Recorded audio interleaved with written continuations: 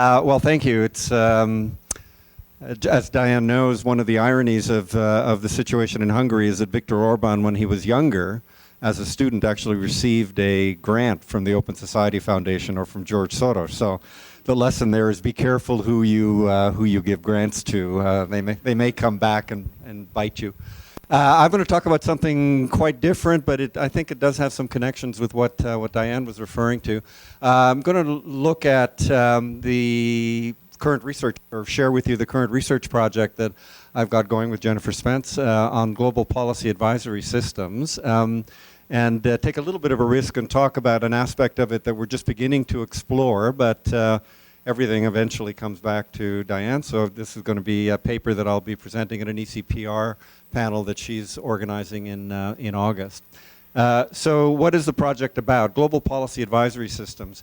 At the domestic or national level, we're fairly clear about what we mean by advisory systems. They're based in cabinet institutions or machinery, in ministries. They're providing policy or expert advice to different ministerial actors and throughout the government to deal with public problems and to articulate solutions or responses in some form of legislation or policy response. So governments and rulers need advice, and obviously not everything is driven by advice. It's driven by political considerations, international pressures, crises, etc. But our presumption and our hope, I think, at least as people involved in the policy world, is that some portion, and some substantial portion of what governments do is driven by rational advice about what the issues are and how they might best be addressed, and however one that defines that. Sorry. As issues go up to the global level, and as there are global policy issues, we would expect that there needs to be similar kinds of processes at the global level, and similar kinds of systems, but of course without the same institutional structures that are evident at the national level. When you've got a variety of different global players, a large variety of policy sectors which are uncoordinated and disconnected, it becomes a kind of puzzle as to how the global policy issues are addressed, how the global policy system is steered, if I can use that terminology, and most importantly from our perspective, how policy advice is channeled at the global level in some fashion to inform whatever it is that governments are doing in policy terms. So the focus of the project is on global policy advisory systems, and in this respect, and I've learned something important from the discussions here in the panels over the last few days, and that's that we're trying to carve out a particular subset of mechanisms whereby policy is transferred. If you just think about the policy transfer in its most generic or broadest sense as the transfer of ideas or models from one place to another, there are lots of different ways that can happen, lots of different mechanisms and lots of different institutions. So what I've realized and learned from listening to colleagues is that we need to be clearer, we being the research team need to be clearer about what this particular set of institutions and set of practices and processes are, because they won't be the same as the disaggregated or diffused transfer of and sharing or diffusion of models of local governance or dealing with homelessness or CCTs. So we want to be distinctive about this and careful about what subset this actually represents. So we need to think about that. And some of the reflections I have at the end of this will touch on what we're beginning to reflect on in terms of what's distinctive about this. So I'm going to give you just a couple of examples. This is the one that we shared in the paper, just a couple of days ago, it seems like a week ago, on the OECD, the Organization for Economic Cooperation and Development, all of you know, and I've done some work on the OECD on governance issues, but the cool thing about the OECD is that it covers and is a focal point for almost every conceivable public policy issue you can imagine, and the OECD has it's very entrepreneurial that way and keeps expanding its interests. And as they proudly point out on the website, something like 40,000 public servants from around the world go through the doors of the OECD every day. There are over 250 working groups and committees, and you can't read the list here, but it covers everything alphabetically from agriculture and fisheries to corporate governance to the economy, education, employment, environment, migration, investment. Many of these have actual international instruments that are being administered by these working groups. The anti-bribery convention, for example. So there's a working group around anti-bribery and corruption. They meet regularly, they monitor, they receive reports from governments. There are other types of meetings and events that take place at the OECD that are much more blue sky, that are exploring ideas and sharing thoughts and perspectives and carving out new areas. So for example, the OECD has had the epiphany that human flourishing is not simply a matter of economic development, that GDP per capita is not the sum total of human achievement, that there might be something like happiness, for example. So they have put a lot of work into happiness indices and discussions about happiness. So far there is no recommendation or international convention on happiness. It may be coming soon, but if I know the OECD, they're probably working hard on it already. But there's a lot of talk, and there's a lot of measures and indices, etc. So the OECD is, we think, one entry point for looking at a whole range, I would say dozens and dozens of different advisory systems, because that's what they're designed to do. They're designed to advise governments about policy issues. Now the other example I'm going to share with you, and this is the one that we'll be working on for the paper for Diane's panel in August, and something I just discovered to my embarrassment somewhat, is that obviously I had known about the G20. Everybody knows about the G20, but the G20, which has been called the steering mechanism for the global economy, the G20 has a number of different engagement groups. They have an engagement group for women, which is titled the W20. They have an engagement group for labor, which is entitled the L20. They have an engagement group for business. I think you can get the pattern here, which is the B20. And they also have something called the T20, which was institutionalized in 2012. It started meeting in 2009. And the T20 stands for Think 20. Think 20. So, the Think 20 is a loose international or global organization of think tanks. In 2012, there were 25 think tanks that met to advise the G20. In 2017, last year, under the German presidency, because the presidency changes every year, there were 170, or over 170 think tanks and institutes and research institutes from around the world, and they had a summit meeting. They also have their own summit, pre-summit, to feed into the G20 process, with over 1,000 attendees. And these are, so they distilled, they being the two think tanks in Germany that were steering the process for the German presidency, they distilled the recommendations coming from this summit meeting into a document called 20 Solution Proposals for the G20. And this was part of the Think 20 dialogue. And they provided, so this was one document, the summary document, but they produced well over 80 policy briefs that fed into this document. And these policy briefs touched on 12 different policy problems or global issues. Not going to read every one of these, but it covered things like the future of work, migration, sustainable development, trade and investment, food security, gender, economic equity, a term that I just learned from this, the circular economy, which I think is getting sexy. So that's going to be something to watch for. And now this year, the Circus has moved to Argentina, because Argentina has the presidency of the G20. And there is another Think 20 event or set of events. And I think the number of think tanks has even expanded to over 170. And once again, they're going to be holding a summit meeting, and the idea is to feed into this process. So if you're somewhat, have a conspiracy kind of frame of mind, the G20 is the steering mechanism for the global economy, is the running globalization. They have a policy advisory system made up of a global network of think tanks that are producing advice on how to steer this global economy. And it sounds like a large group, 170, 180, but that's actually a relatively small coterie of thought leaders, to use that terminology, that is feeding into this process. So one organization with about 170 think tanks and a few other engagement groups is kind of guiding the globalization that Viktor Orban is so upset about. So there is this connection between what Diane was talking about, and I'm looking at the dark side, and she's looking at the other dark side, the response and the reaction to this.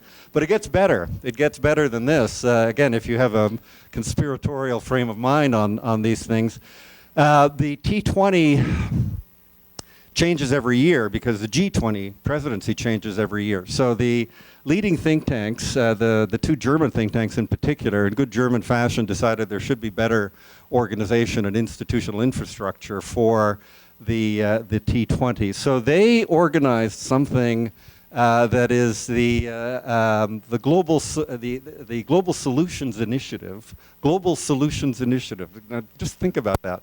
They're generating global solutions, or solutions to global problems. And there's a meeting of this. Their first session is in Berlin at the end of this month. So I'm going to be going for some participant observation, and we'll hear from David on this.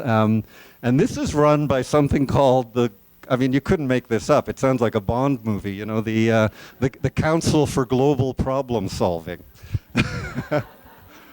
I'm not kidding. I mean, this is fantastic. And this is the Council for Global Problem Solving. This is their policy input. This is going to become the institutional infrastructure for the T20, which is advising the G20. These are the issues that they're focusing on and addressing. So once again, you see intimations of a global steering system through a global advisory network, environment, macroeconomic resilience, trade policy, etc. Who are the members? There are 26 members of the Council for Global Problem Solving. These are the member institutions. Again, you can get the slides later. I just put up the logos here for you. And these 26 members of the Council for Global Problem Solving are all members of the T20, so there's a very substantial overlap. They're the subset, if you will, of the most influential and the most powerful think tanks, I would say, in the world, and certainly the ones in the T20. So those are the logos. Here's a little bit of data on them. The bulk of them are made up of think tanks, as you would expect.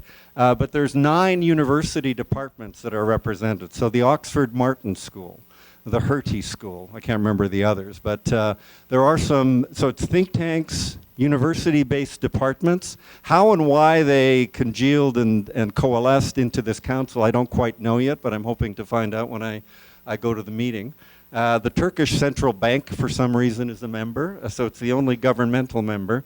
And there's the World Bank and the OECD, which have representation on this again. So you see that it's a network of think tanks primarily, but also a couple of intergovernmental organizations, and for whatever reason, a small number of university-based institutions. In terms of national representation, it's got very much a global northwestern tilt. France, Germany, and the UK have 3 representatives or institutions, 3 institutions coming from those respective countries. The BRICS are represented. Brazil, I'm sorry to say, only has 1 organization. Argentina, for whatever reason, has 2. India and Russia, the USA, are represented as well. So again, this is rough and ready. This is just the first cut at this, but trying to give an illustration of what they're up to. Now, reflections and questions. I wouldn't want to dignify this as conclusions, but just a few thoughts on global policy advisory systems. So there are some that are clearly sectoral. They're based on single issues. That are not completely global, but have some at least regional implications. The sponsors for these kinds of global advisory systems will be intergovernmental organizations. They may be, and their membership will be, a range of country actors, NGOs, and others. But there's almost a limitless number of these because there'll be advisory systems or advisory organizations that are purely sectorally based. So it'd be just on agriculture, or just on internet governance, or just on space or oceans or fisheries or things like that. So that's something we'll probably pick up in the OECD because those are sectorally organized across the different divisions, though we hope that we can generate some generalizations from that.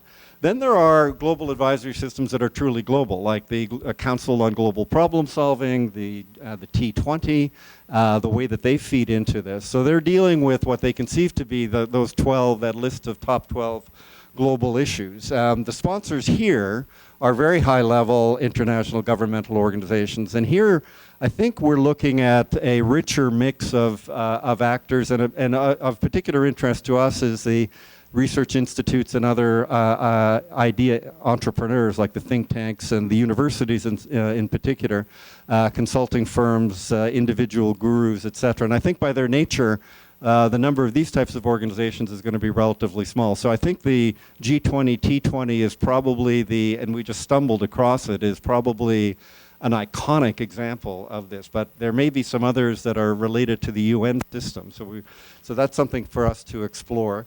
And then, I'm just mentioning this in passing because it's just something that's bubbling around in my head. There are some instances where countries run a national global forum that looks similar to Davos or looks similar to the G20, T20 kind of thing.